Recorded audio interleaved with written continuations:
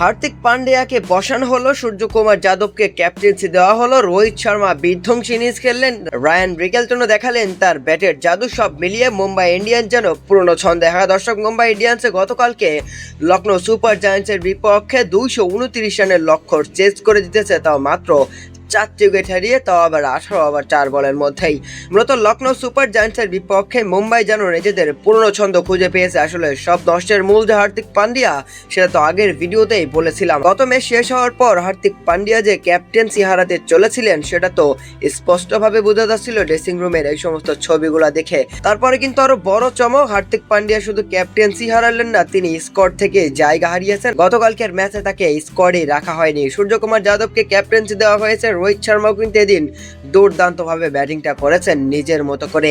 Lucknow super giants এদিন শুরুতে bat করতে নেমে নির্ধারিত 20 ওভারে 228 রান দাঁড় করিয়েছিল, যেখানে নিকোলাস পরান 21 বলে 63 রান করেন এবং মিচেল মার্শ 25 বলে 44 রানের একটা ইনিংস খেলেন।